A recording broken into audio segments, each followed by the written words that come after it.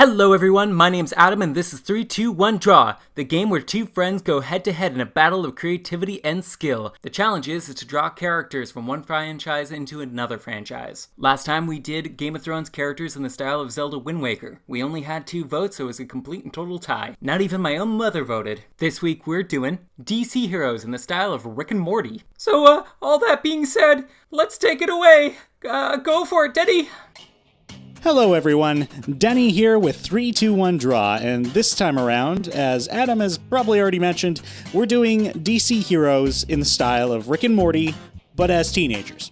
And the hero I've decided to go with is Green Arrow, and the reason I went for him was because he's kind of an underdog hero of sorts, in the sense that he could very easily be called not a hero. Even more so than Batman. In fact, there's definitely an argument to be made there. So with the teenager aspect in this, I decided to make Green Arrow a high school jock, but I also, I just to kind of play on that goofy side of him not being a hero, I also wanted to make him look like he didn't even know how to use his bow yet. So this is kind of early on development Green Arrow. Okay, so the character I decided to do is Wonder Woman. I really liked the most recent movie that came out. It was phenomenal. So I found this challenge really difficult because the Rick and Morty style isn't exactly the most pleasing to the eye. It's obviously intentional that it's not the prettiest thing, but it's kind of hard to spend a couple hours working on something that you know isn't going to look good necessarily at the end. That being said, it suits the show perfectly and I wouldn't change it. So sketching Wonder Woman out, I was trying to think of how she would be in high school, and at first I thought she might be, a gawky, tall, skinny, nerdy girl.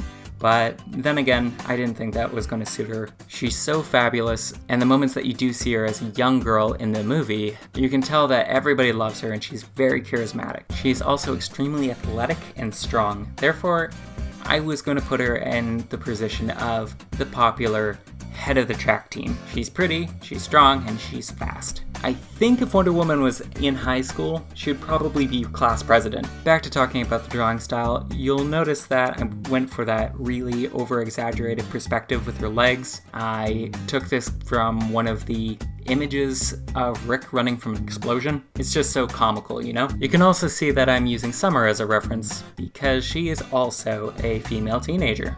Something you guys may notice while you're watching this particular challenge, I kind of got a little excited when I was doing my prepping phase.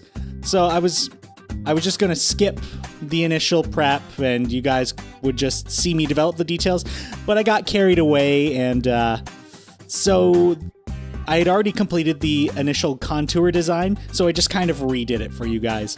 But now we're on to the actual inking phase.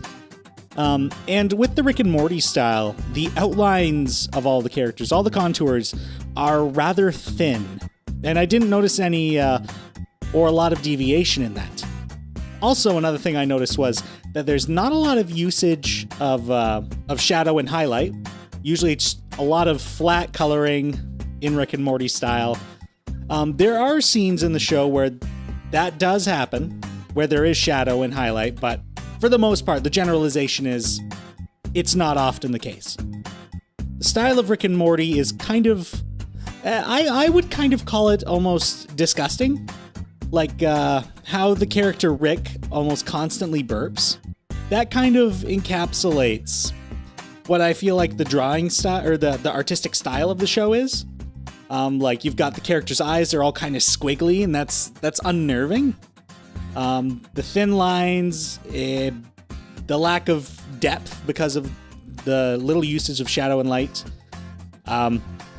When I first watched the show, I was kind of off-put by it for the content, but also because of just how it looked. It really unnerved me. And it actually took me like a few months after I saw the pilot for the show to go back and watch it again and be like, oh, okay, I can get into it now. I just needed some time to get used to it.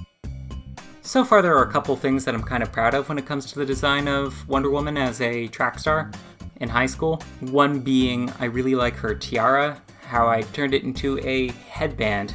And you can see that I have incorporated the 3 little stars that you can often see Wonder Woman wearing upon her brow.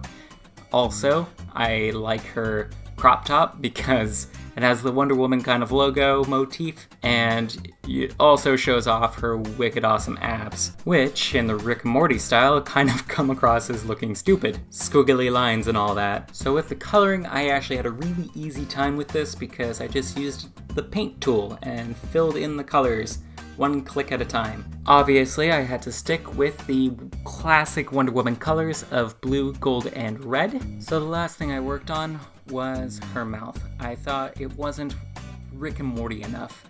So instead of a slight smile and closed lips, I did the classic Rick and Morty open mouth, kind of teeth everywhere sort of look. After I finished coloring the mouth, I decided that that was it. I thought to myself, this is definitely a Rick and Morty character, but is also unmistakably Wonder Woman in high school. So the idea with this particular Green Arrow, when we were trying to figure out what it meant for these heroes to be teenagers, we were thinking like, is it the concept of being in high school, or is it just them stereotypically teenagers? I kind of did a mixture of both of those ideas, because of course we got him wearing a jersey. I put him in jeans. But I gained a little bit of inspiration from that one stereotypical teenager from The Simpsons. I was like, I want to give this Green Arrow, give him a little bit of acne. His very gorgeous facial hair hasn't formed yet, because in the comics he's got this really awesome goatee. But in this, I just gave him a little bit of facial scruff. And I was initially thinking about it maybe it's in the concept of a superhero high school, but I don't even think Green Arrow would have been able to attend a superhero high school. So we just kind of got a jock that we're gonna deck out in green and really suck at using arrows. Right, so we're moving on to onto the coloring phase. And I think I feel like I kind of missed the mark on the coloring for this, because I feel like in the show, the coloring is a bit more of pastel. That's the word I'm looking for. A bit more pastel, unless the characters go to another dimension where things are much more vibrant. But with this particular Green Arrow, I think I did. I used some pretty saturated greens in his coloring. Well, and there we are. This is our outcome for this particular challenge. We've got Green Arrow in the style of Rick and Morty as a teenager.